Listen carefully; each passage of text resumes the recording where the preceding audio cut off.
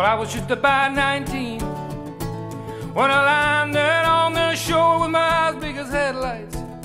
Like the thousands who came before, I was gonna be something. Smiled at the man, scrutinized on my face as I walked down over the gangway.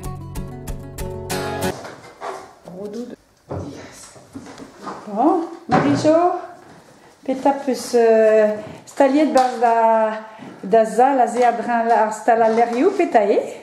Adrin ar stal a lerioù, ar stal evit diskleuz a degou, ar peze. Ya, digemer a rez alies diskleuz a degou, moz? Gret vo megavdin, fas pimeus.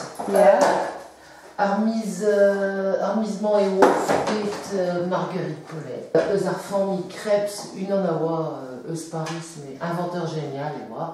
Hag plar, mer an eo tro Krebs, a oa Marguerite.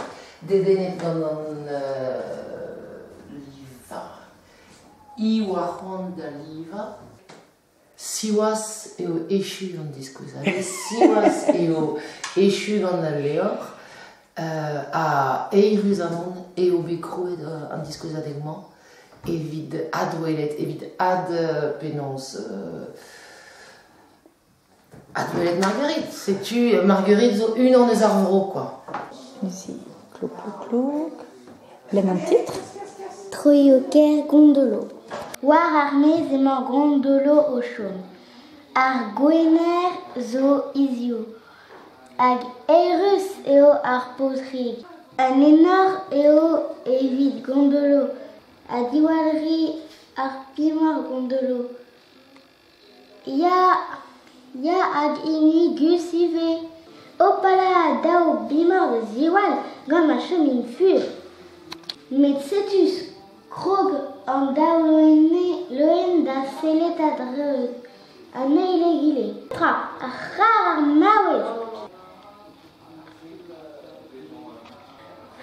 Fromet braz eo gondolo. Setu ar foar. Nag a drouz. Puntet eo gondolo war zu dao grenar an tamm kosor egetan. Nan vat, a respond gondolo. Na doar nenez, met petra peus gwelet. Da peler emañ pa vont ar c'houlenn gondolo. E boz ar santedana. A dao trum en divinet gant an trouz eskiz a fewal ar peptra. Met petra ar c'hoarvez. A welot ar vat tudo, ma setu. Deo c'hwi bremañ da welot petra eo pesketa ar sardin. Nag a fler gant ar strong ze a sonj ar potrig. Penaos e c'hell ar sardin devre sur traoù. Eme gondolo. Met buantre et tapont ur bern pesket. A-benn ar film e plij al labour pesketad ar gondolo. Halato, c'hoant o poa da welout ar mor a ze emañ, selit mat toutan. A piouz o c'hortoz anezan war ar poaz, setu gondolo disamet. I came down to the city where I worked for many years.